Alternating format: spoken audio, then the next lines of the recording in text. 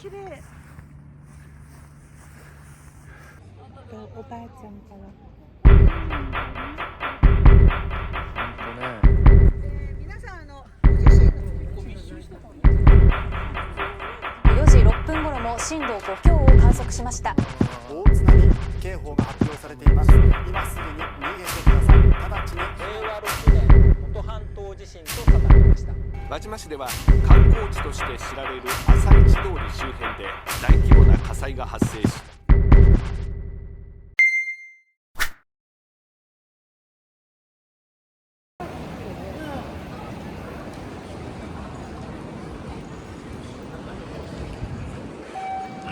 朝の金沢。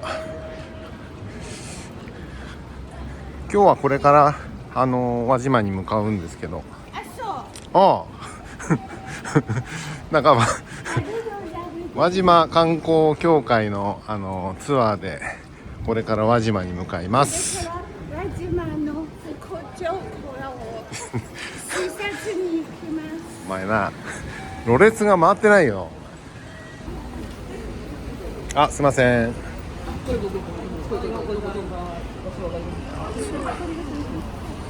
3列目ね。はい、ドライバーさん側の3列目。はい。能登半島地震からの復興に向けた観光再生支援事業モニターツアーにご参加いただきありがとうございます。ちなみに皆様はどちらからお越しいただいたんでしょうか？東京から。どちらから？富山です。富山です。だから千里浜ドライブウェイですね。はい。私たち子供の頃ね、私が子供の頃お父さんがこの辺の、もうちょっと先なんですけれども、海水浴にね、連れてきてもらった思い出の、海でもあるんですけれども、蒔絵は日本の漆工芸を代表する華飾技法です。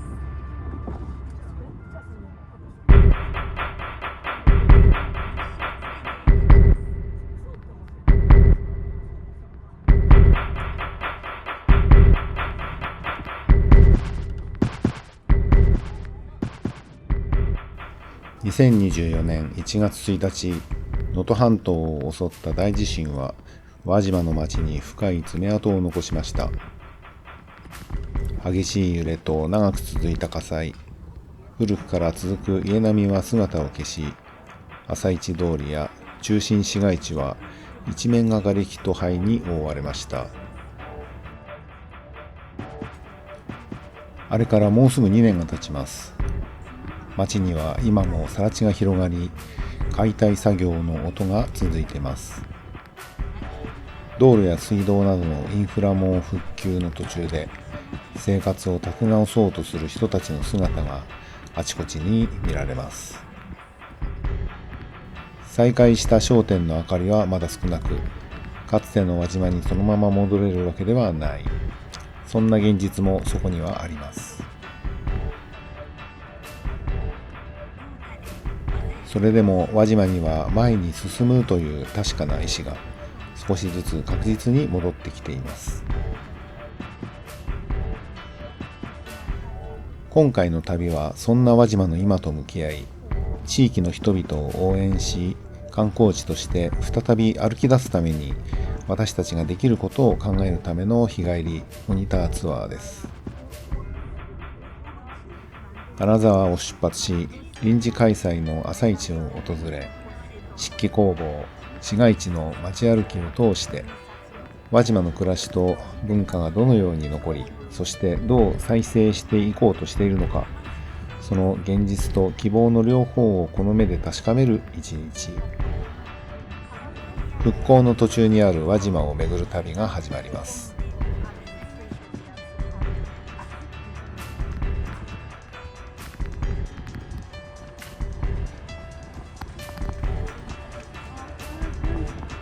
この右側綺麗なというか、綺麗なんですけど、仮設住宅、戸建ての方が不自由なね思いをされているのかなと思うと、ちょっと苦しくなりますね。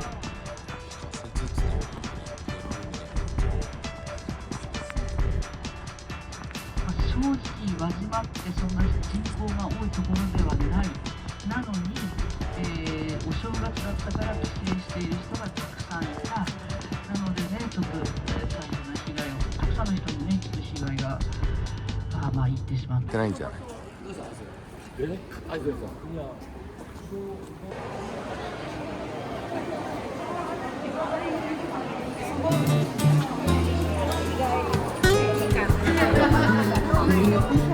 甘い子。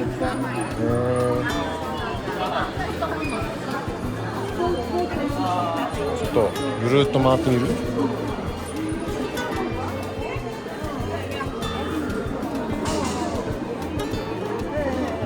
お、でかい。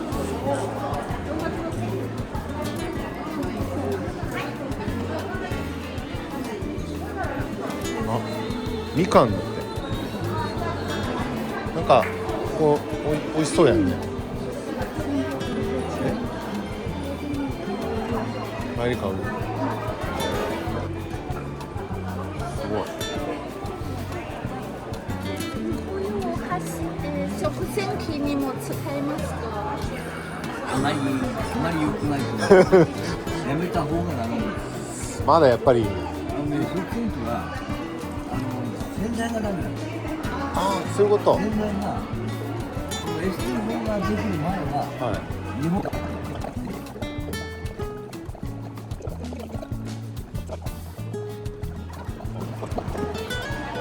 すごい参考になりました。安心してください。はい。すごいね。これ2000円だって。この辺のあれですか？木じゃないですよね、下地はね、多分。こっちはね。そっちはあると思うんですけど。ああ、なるほど。あ、こっちは輪島塗じゃないんですね。あ、ないですね。あ、なるほど。ちょっと一通り回って。すいません。いや、感度食べれる。これはすぐ食べられる。おやつに食べれる。これもすぐ食べられる。これもはい。そしてまたこれはサラダに入れてもいい。生サラダに。なるほど。ちょっと焼き穴が欲しい。穴が美味しいね。ね。これ欲しい。これ買ってこうよ、ちょっと1個。これください。はい、500円です。ペイペイとか使えるんですか？あ、使えますよ。あ、使えるんだ。ありがとう。おお、塩辛。塩辛ってイカをこれ塩につけてるんですか？そうそう。でも麹もね、麹も入ってますよね。腹渡入ってないのはこれは。だから食べやすい。腹渡入ってないんだ。いつも通常腹渡入りますよね。しょっぱいけど。まあ塩辛だからしょっぱいけどそんなにも。そうですね。だけどご飯にいいな。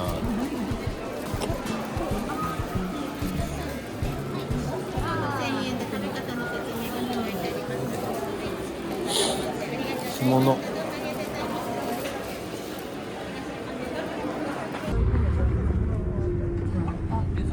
交差点今ありますけど、左手の更地がありますけど、こちらテレビで出ましたの倒れたビル、おしま屋さん。おしまいはここなんだ。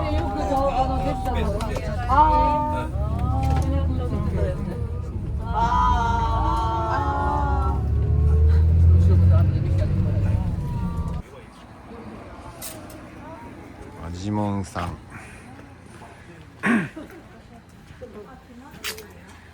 こでお昼ご飯食べます。なんか美味しそうや。ね、大きいな大きいね。そっちに乗ったら海が見えるかな。見えるよ、見える。ちょっと行ってみようか。海が見えるでしょうか。ここが輪島だ。わしじゃねえの。おお、大きいな。飛んでった。これわしつかみのわし。ほら見えた。わあ、綺麗。わあ、見て。わあ、めっちゃいい。来た。あそこ。もうあんまりない。もうツアーの方たちが実は輪島でご飯をお昼食べるんですけど、通りがかりでここが県内一美味しいパン屋さんだからみんなご飯がかって食べて、とにかくパンを買いにもう全部なくなっちゃった。もう今日はもう店じまいですね。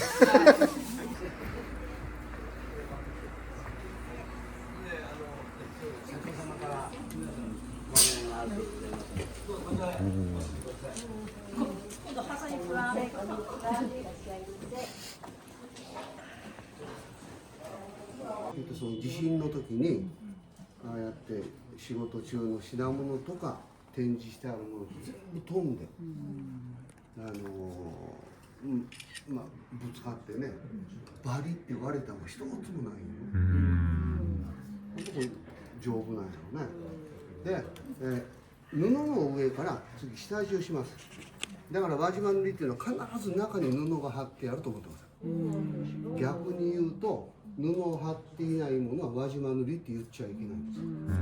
その下地の時に特徴的なのは刷毛が非常に特徴的。そこね、見本でまだ使ってない未使用の刷毛を置いてあるの。さっきの黒いの、これ女性の髪の毛でできた刷毛。丈夫で厚く塗れて仕上がりが綺麗になると昔の女性の髪の毛です。なおかつ最高級というのは海に潜る海女さんっていう。海女さんって海水にさらされて程よく油分が抜けてミネラルが豊富とか、火に当たった赤毛とか最高級。道具を作る人がいなくなってきた。そうなんですか。こんなそうですけど細かいもの10万円道具やでを作る機会がある。10万円するんだ。道具作るか。俺はないけど。蒔絵っていうのと沈金っていうの。今ちょっとここで話したこういうタイプ沈金です。これ塗装機のセットとか、こういうのも沈金。こういうのも沈金。沈金っていうのは沈金と見て細い金属ののみを使って上塗りした部分を彫るんですよ。これですよね。こうやって彫った中に漆を入れて金粉金箔を入れて仕上げるのは沈む金って書いて沈金。最後ね、輪島塗じゃないっていう商品も何点かあります。うちで作ったんじゃないんですけど、まあ仕入れたもんですけど、例えばですけどこのスプーン、これ木製品の上から漆だけを塗った漆塗りっていう形です。ただ漆は非常に口当たりがいいのでね、評判もいいんですけど、このサイズが1000円。お安いと思います。こっちの大きい方でも1500円です。これがボンカレーが高級レストランです。説明終わります。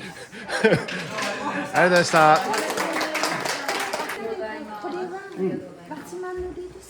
これね、輪島塗りじゃないよ。輪島でも作ってるんですけど、輪島、本当だったら輪島塗りでしょ。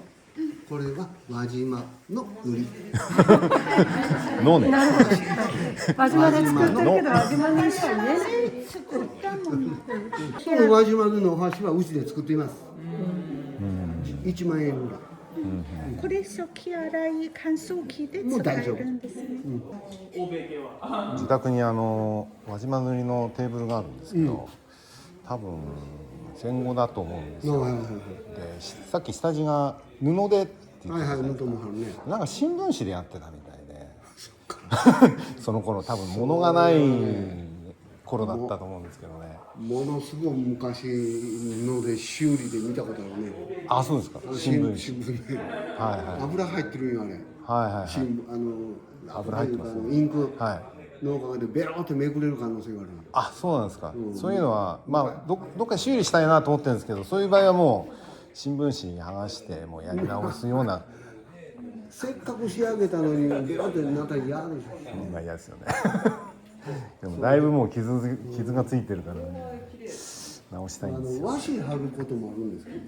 あ、そうなんですか。ただそうだね、多分その今言われた新聞貼ってあるの鏡に貼ってあると思う。鏡というか天板ね。はいはいはい。縁とかはいくらなんでも合わないと思う。そこまでわかんないですよね。光がこう反射してなんか新聞紙見えるみたいな。周りは新聞のはなるほど。僕は見たことない。あ、なるほど。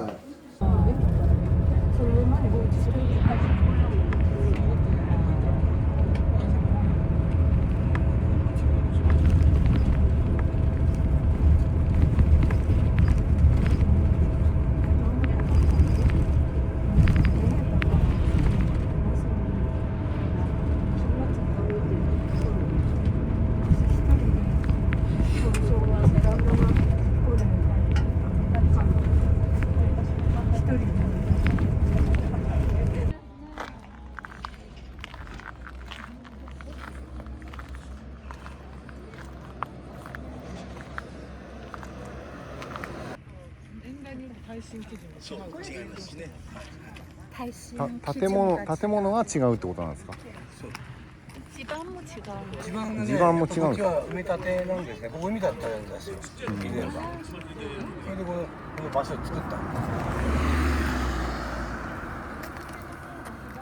やはりあれやな。今建てた家丈夫やな。丈夫すぎたんじゃんこっちは丈夫すぎたんじゃない古い方もう本当にもう雑草がね、もうたくさん生えてしまって。地盤が緩いからあんまり。これ雑草です。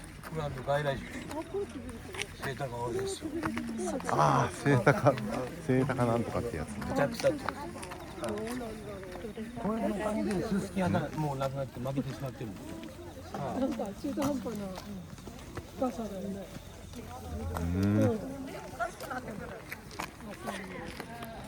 じゃあこちらへなります。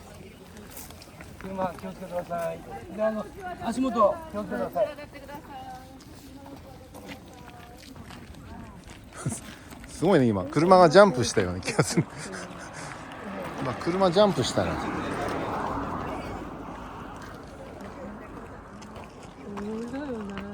すごいね。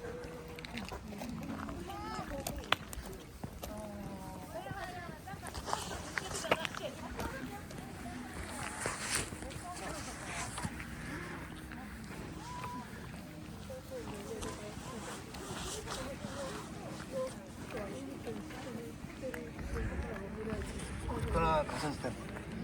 はい。足元どうぞお気をつけて。はい。こちらは寒い地。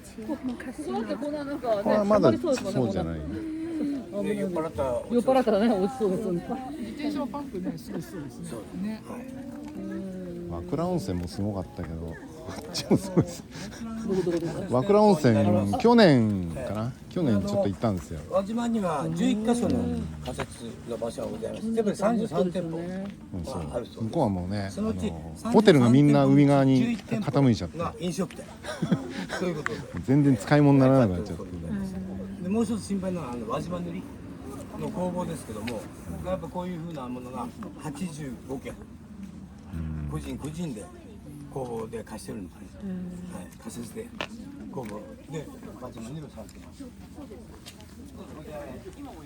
それはボランティアが何かでいらっしゃるんですか？いや、もうとりあえず和倉温泉まで電車が開通したってことで、ちょっと行ってみようかっつって。加賀屋さんなんで超お世話になってこんな感じなんですね。大変でしたね。悲しすぎる。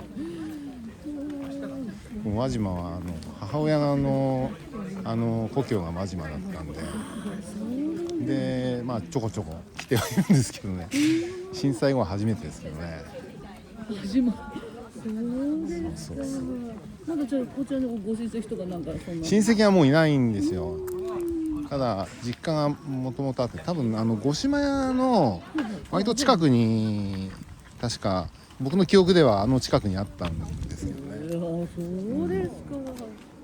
なんか母親が昔話したのは、実家にはそういう輪島の職人さんが結構いて、でそういうなんか世話をしていたみたいなね。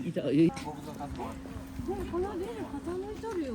このビルもう使ってません。もうダメです。解体です。ほんまや。傾いてるね。固まっとる。なんかよくわからん。こ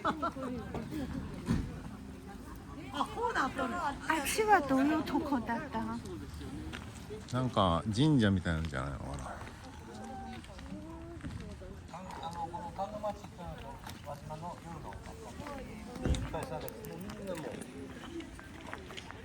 輪島の夜の街こんな感じ？全然そんな感じでもない。飲み屋が入ってたやつだ。そうだ。建物がまずないから建物がないから分かんないですよね。残念。大変。場所がなくなって残念ですね。残念です。今夜のタクシーもいないので。ああ。悪い道歩くっていう街灯もないです。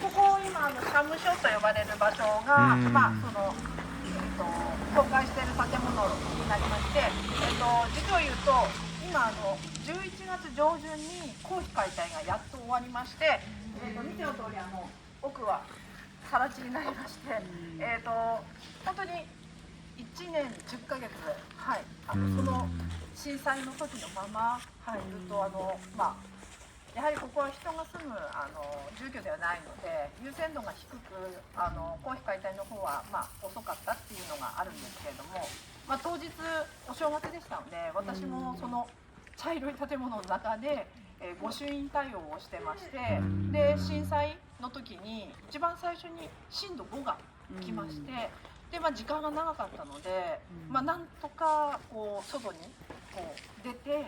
その本当数分後に震度7が来てましたので、もし震度7が先に来ていた場合、もうそれ見てのご覧の通りも屋根からもうぺちゃんこになってしまったので、まあおそらく、まあ、今この世にいなかったかなっていう形で、まあ、本当運よく倒壊を免れまして、で、まあ、やはり当日津波のまあ警報が鳴りましたんで高台に避難しまして、まあ、一晩そちらの方で過ごして、まあ、次の日には降りてきたんですけれども、やはりその津波も来なかったので、まあ、本当に火事もあったんですけど風が途中で止んだので、ちょうどこちらは神社の方が風下になってまして、そのいろは橋っていう川から本当に火の粉が上がって、でこちらの町の方にどんどん延焼してきましたので、火事も本当に風が止まなかったら朝まで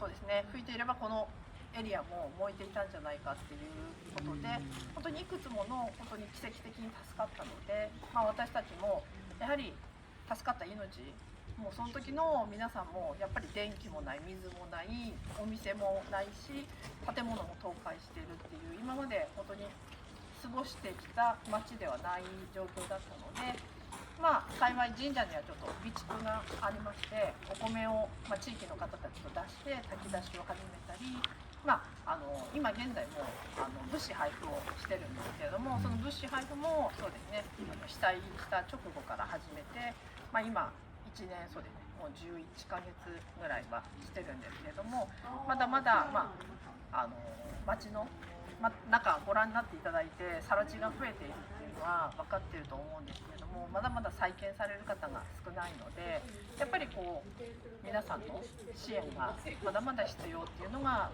現状の能登になります。で今こちら向かって、左側に立ってる拝殿の方なんですけれども、こちらの方は、まあ、立ってはいるんですけど全壊で、こちら今行政の方が入っていただいて一応修復する形で、まだ修復計画は立ってはいないんですけれども、一応今行政の方たちと一緒に、直していこうっていうことで、これから再建をする形にはなります。支えてるんだよこれね、支えてるんだよ。今こちら拝殿って呼ばれるお参りする場所になる建物なんですけれども、こちらの方も屋根の、ちょっと補強する形でこれジェンガみたいに最後の枕にでとりあえず支えてる状況にはなるんですけども、で今、ちょっと後ろ見にくいかと思うんですよ、鳥居が、ちょっと壊れてる鳥居があるんですけども、あちらで今日週に1回の物資配布をしてまして、今11月22日が最終にはなるんですけれども、今もここそうですね神社から半径700メートルぐらいはお店がない状況が続いているので、まだまだ買い物難民だったり、やっぱり生活していく上でなかなか物資とか買い物できないところがあるので、今こういった形で支援をしております。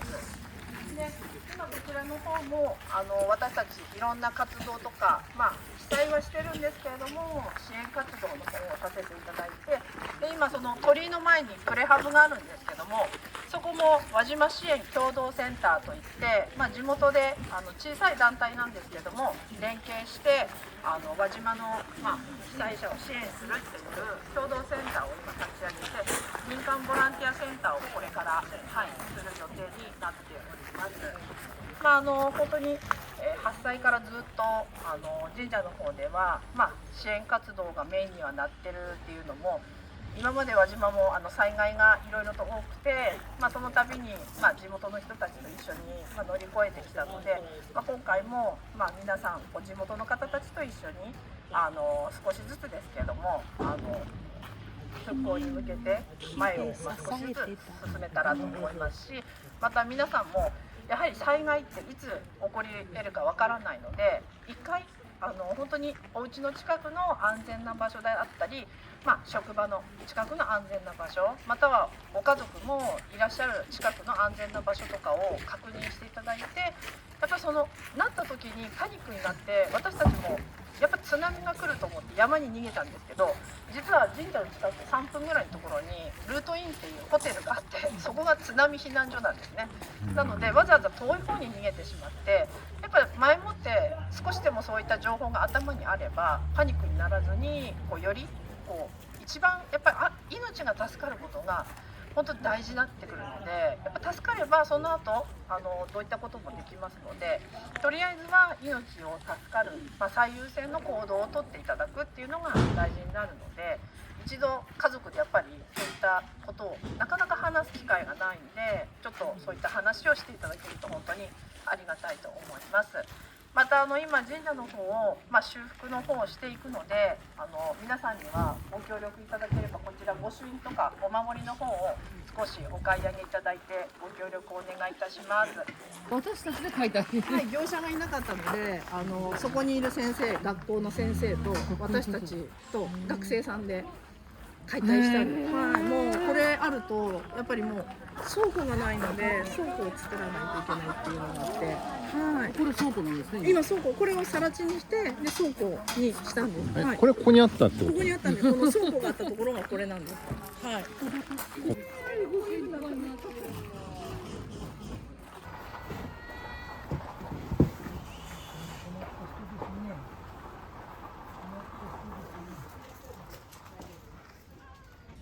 こに本来は台座があって落っこってしまった狛犬さんね。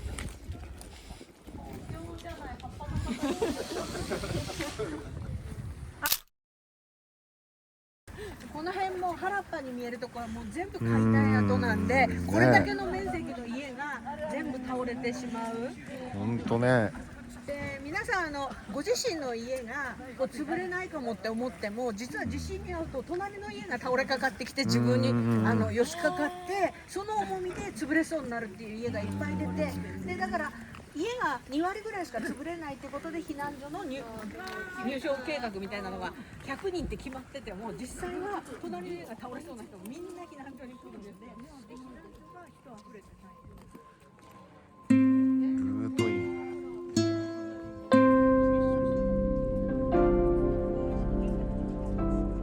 ルートインも片側はちょっと傾いてしまって営業ができてないみたいですね。多分傾いたやつはもう取り壊さざるを得ないんだろうね。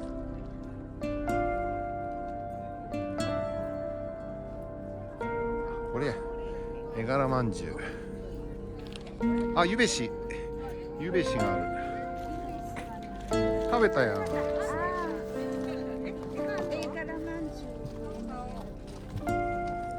ゆべしやな、俺買いたいのは。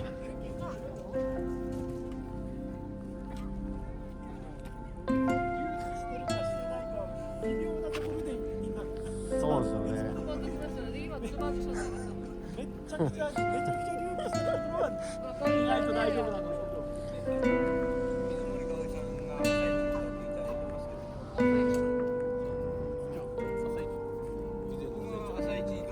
あ、知ってます、知ってます。すごいね。歩いてたらわかりませんけど、車で通るとカタカタカタって。ああ。皆さんね、街歩きこれ見てください。マンホール。これ個人だでしょ。3種類ある。個人じゃないと朝一輪島。カラーのやつは。カラーは輪島。あ、御陣乗太鼓のやつだ。これ個人だ。これね、歩くところでちょっと。なるほど。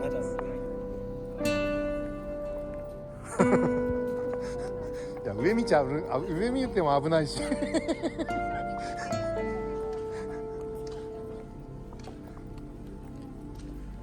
え。わあ、向こう倒れちゃってる。ああ。あ、あれ。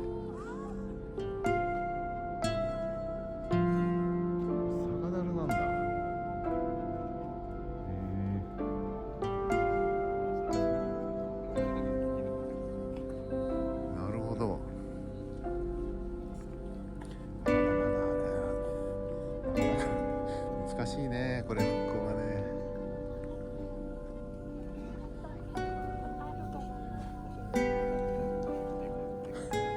ああ、なるほど。ここはけど新しい建て替えた。あ、そうなんですか。耐震も良かったよね、きっとね。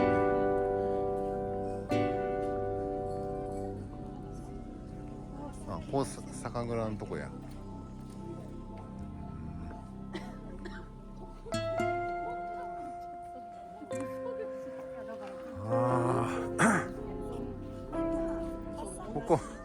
ここ朝市通りだったよね。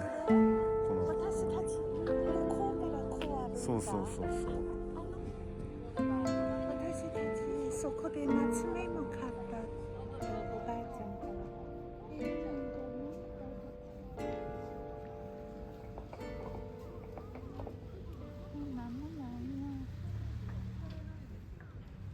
で、うち自体の現状でいくと、うち、これ店は何度か立ってますが、ちょうど後ろ、見ていただければ分かるんですけど、後ろは全開という形になってまして、実は、10月半ばからやっと解体を始めまして、年内中に後ろの部分の解体は終わるような状況になるかなと思っています。で、実際表のこの店舗も残ってますけど、実際では、半壊という状況になっています。実際に建物が、店では分からないんですけど、建物に入ると一部傾いてたりっていうのちょっと状態なので、このままではちょっと使えなくて、補修も兼ねてしなきゃいけないかなっていうような形になっています。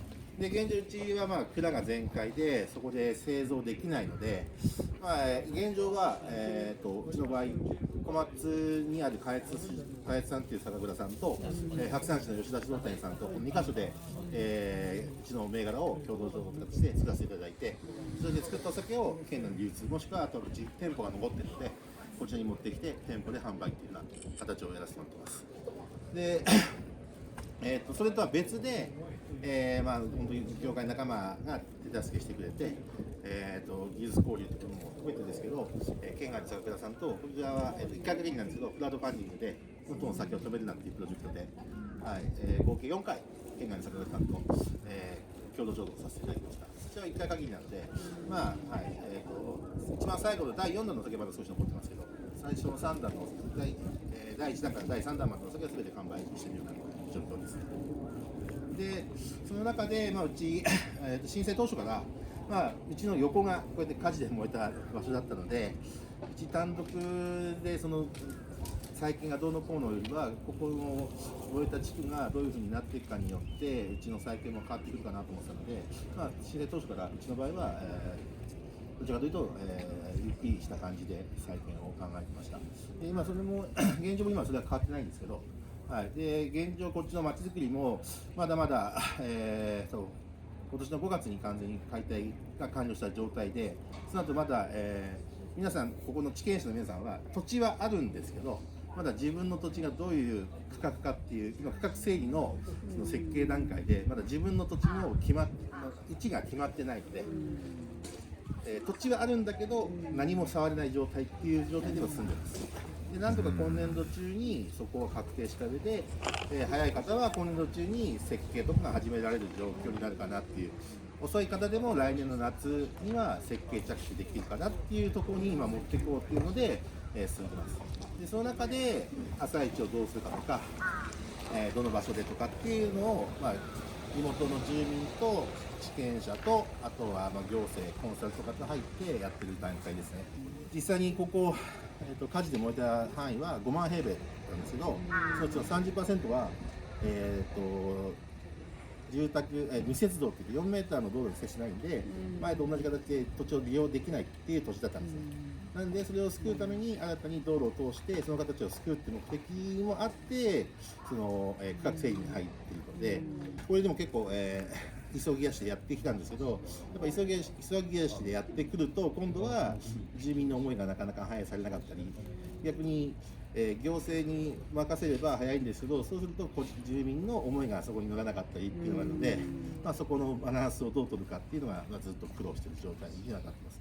でそこに、もうここの場合朝市が関わってくるんですけど、朝市の方たちここの通りに、露店として出てただけなんで、組合員は、震災前に200名前後いましたけど、そのうちここに地権者として権利がある方っていうのは本当に1割2割ぐらいの方で、ほとんどの方は皆さん他に家があって、露天商としてここに出てきただけなので、そういう方たちがまたどこでするかっていう部分の問題はまたちょっとこの後にこの町としてどうやっていくって場合には後になってしまって、ですので現状地域住民のどうしたいかという部分と、朝市がどうしたいかという部分と、あと商店街がどうしたいという部分をそれぞれが話してて、どこかでそれをまたすり合わせしていかなきゃいけない時が来るんで、まだまだその、再建するってなったら数年かかるかなとは思ってますけど、酒蔵だけに関して言えば奥能登で11蔵酒蔵があって、全て皆さん被災したんですけど、でそのうちの3蔵ですね、現状は、鈴の草原酒造さんと水戸町の和馬酒造さん、あと輪島の発酵酒造さん、この3蔵は、自社の工場で、作り再開してますけど、再開したとはいえ震災前の稼働率でいくと、50%とか60%までいけばいい方のような状況なので、完全に震災前と戻った状況ではないっていうふうな状況ですね。で残りの8蔵に関してはうちも含めて全開で自社でできないので、よその県内のよその酒蔵さんで、製造委託共同で製造したりとか、あとは、他の震災前の残ったお酒が救出できたので、そのお酒を瓶詰めして販売してたりっていうような状況になってます。震災当初から能登に来ないでくださいって発言が全国的にも広がって、結構その後でも県外の方とかも含めて、もう能登に行って大丈夫なのとかって聞かれることがあって、そういうのもあったので、自分としてはやっぱり現状を見てもらうことが一番皆さんに知ってもらって広まるかなと思っているので、こういうツアーをお受けしてますし、うちでできる範囲でやらせてもらっているような状況になります。うち1月1日、うち作りはちょっと遅いんですけど、12月半ばから作りがスタートして、で正月は毎年三が日蔵は休みなんですよ。ですんで蔵人はもちろんいませんでしたけど、で家族でちょうど遅めの夕方なんですけど、遅めの初詣行って、で帰ってくる途中に1回目の揺れがあって、で1回目の揺れは何度もなかったんですけど、ちょっとねやっぱ大きな揺れだったんで、蔵を見に戻るのに早めに戻ってきて、で入る直前に2度目の大きい本震が来てって感じで、ですからちょうどこの横の後ろ側の方に行ったんですけど、で目の前で自分の蔵が潰れるのも見ましたし、っていうふうな状況でした。ただ個人個人で捉え方が違うので、うちの場合は、蔵も倒壊しながらいくと、通常の時期だったら完全にまだ蔵の中で作業してる時間帯なんですね。ですんで自分たちの場合は1月1日で蔵がやってなかったから被害がなかった、だから良かったと思うんですけど、逆に言うとね1月1日なんで里帰りしてそこで被災した方にしてみればせっかくね来たのにっていうのもあるでしょうし、個人個人の捉え方が違うんですけど、自分たちの中では本当に1日で良かったなっていうふうな思いの方が強いです。で実際に、酒蔵関係で被災し関係者で亡くなった方も実際にいませんし、4時に震災が起こって、で5時半から6時に火事が、ここから直線で200メートルぐらいの距離の地だと思うんですけど、で起こったって言われて、距離的には実はそこそこ距離があったので、嫌だなっていう気持ちはあったんですけど、でもうちまでは来ないかなって感覚でいたんですけど、もうちょうどそこの次のブロックのぐらいが火の火柱も上がっている状態だったんで、これはもう全然もう消える状況じゃないなっていうのが夜の10時半ですね。でそこから急遽、金庫とかからちょっと現金とか貴重品だけ持ち出して、あとはもう全部燃えるって覚悟して、で逃げました。で翌朝になってうちの横で止まった、火が止まったって言われて、って言いながら見に来たら本当にこの横までが燃えてて、うちは全くっていう。で実はうち火事から残るのが2度目で、昭和34、5年ぐらいの時に、その時は反対側だったんですよ。でまさに今の状況で、うちのそこで火事が止まって、守られてる。すごいね。守られてる。2度ね、火事から残って、で地震も18年前の能登半島地震も含め、こうやって建物が残っているので、続けろってことなのかなっていうので、なんとかこの同じ場所で再建したいなっていうのでやらせてもらってます。ただこの建物も残ったっていうのも、実は20年前にリフォームしたんですね。なのでやっぱ木造の建物であっても、ちゃんと補修とかしていれば残るのは確かなんだろうなっていう。20年前にリフォームした時には本当に昔の建物だったんで、石の上に柱が乗ってるような状況で、それを、少し基礎を作ってでちゃんと固定してっていうのでここまで残ってるんですけど、今うち、常時提供できてるお酒が、純米酒俺の酒っていうのと、あと金平白熊の純米と本醸造で、この純米金平白熊っていうのがもともとの地元の方が普段飲む晩酌タイプで、本醸造の方がすっきり辛めで、純米の方が辛口なんですけどちょっとうまみもあるような感じで、純米酒俺の酒っていうのが、震災前もうちの一番人気だったんですけど、これが一番今辛くて口当たり軽い感じの、お酒になってます。でそれとは別で、さっきほど言った元の酒を止めるなっていうプロジェクトで、今残ってる奈良の酒蔵さんと組ませていただいて作った限定のお酒、これがちょっと甘酸っぱい感じの、お酒になってまして、この4種類が、だから変える形ですね。チーム4種類でも誰でもできますので、言っていただければ。美味しい。貝があるんですけど、接続してないんですよ。だったら OK です。これ。美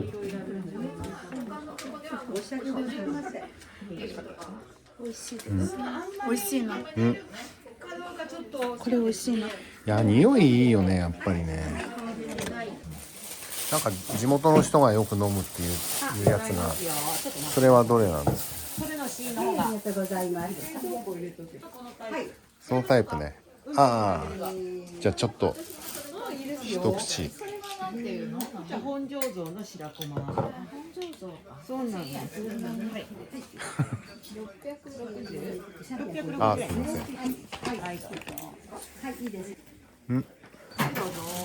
爽やかな感じで美味しいんだよね。なんかこれが一番飲みやすいかな、最初に。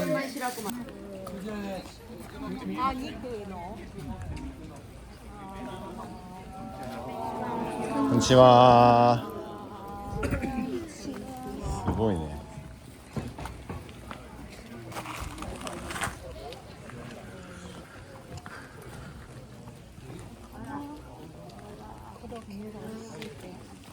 コロッケ食うぞ。なんでやねん。2つ買えや。2つ買えや。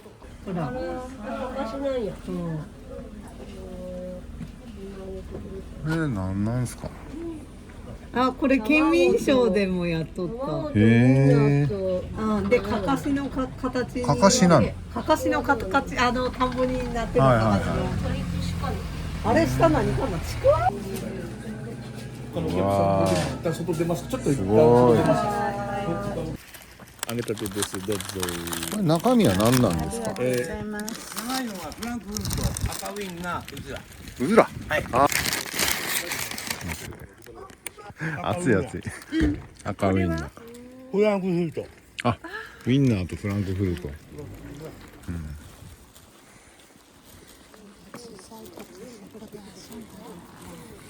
いやこの建物ないけどーないなここら辺も全部ね。解体でなんか朝一あたりは一番ひどい火事と地震のダブルパンチだった。ねえ、なんかなかなか観光で来るのもねただね、なかなか足が向かないんだけど、なんていうんでしょう、今しか見れない風景もあって、そうですよね。海上道路がはいはいだからやっぱり東西あっち側、はい東ですよね、はいに行く海岸線は、うん海上の隆起したところの隆起した海岸の上に道路を引いてるんですよ。うんうんうんうんそれはもう車で走るとすごい見応えがあります。ああ、そうなんですか。こんなところに道路引くんだって。ここ寺にやぶそばさんって車がそれが看板の下まで。下までやってる。やぶなんとか言って看板の下の高さまで来この辺はじゃあ水没したんや。橋の下もこの流れ山から落ちてきて崩れてきた流木で完全に埋まってしまったんで、それでやっぱり洪水が起きます。だからよく地震と洪水のねダブルパンチって言われるけれど、地震があってから洪水になったんだから。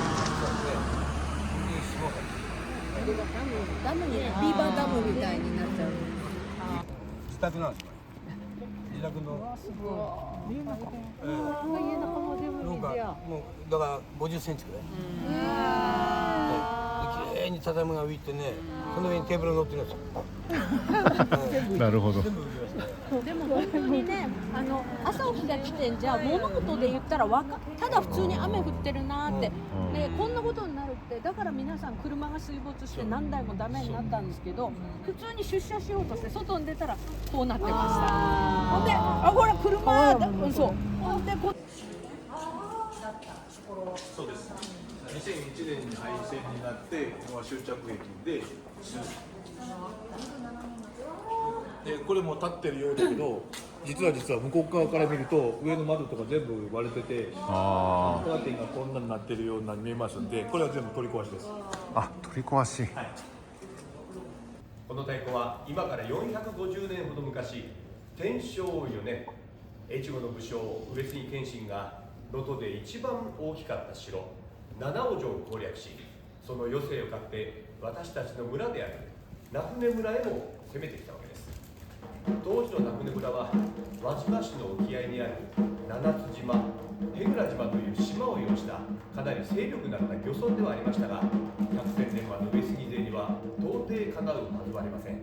そこでどうして村の平和を守ったらよいのかと思案に思案の挙句、村の一長老の指示に従いまして、木の皮を剥いで目鼻をつけ、それを面とし、頭に海藻を持ってそれを頭髪とし、矢入りに乗じ太鼓を打ち鳴らしながら上杉勢に攻めていたわけです。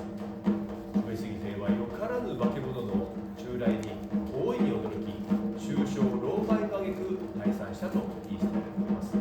以来、私たち太鼓を受け継いでいますけども、昔の人たちのような、切羽詰まった迫力のある太鼓は到底打てないかと思いますが、私たちなりに、精一杯太鼓をしたいと思います。どうぞごゆっくりお待ちください。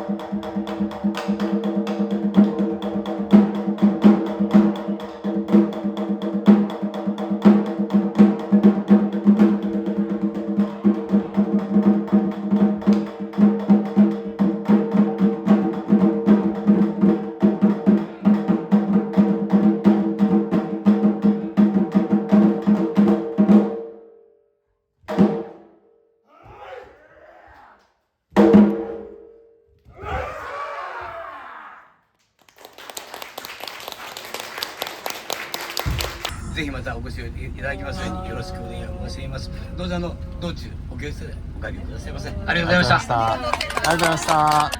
被災地って私も被災者って初めてなってみたらやっぱり人が来てくれるのって本当に嬉しいです。だから今日は本当に来ていただいてありがとうございました。またぜひ来ていただくと輪島の力になります。また再会できるのを楽しみにしております。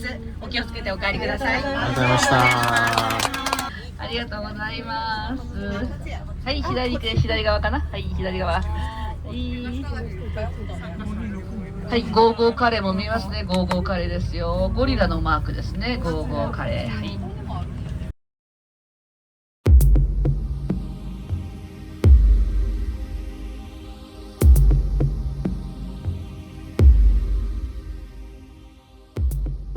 夕暮れの輪島をバスは静かに離れていきます。2024年の正月に起きた能登半島地震から間もなく2年。今日見てきた輪島は復興の途中にある今の姿でした。一日で全てを知ることはできません。けれど、目にした風景や耳にした言葉は、この町が今も懸命に前へ進もうとしていることを確かに伝えてくれました。傷跡はまだ深く、戦いは続いています。それでも人が思いを寄せ、足を運び、関わり続けることで町は生き続けていくのだと思います。観光という形だけでなく、新しい仕事や暮らしが生まれ、また人が集う輪島になることを心から願っていきます。今日一日案内してくださった輪島市観光協会の皆様、そして輪島の皆様へ感謝の気持ちとともに遠くからではありますが、これからも輪島を応援し続けたいと思います。この街の時間がまた人の足音で満たされる日を信じて。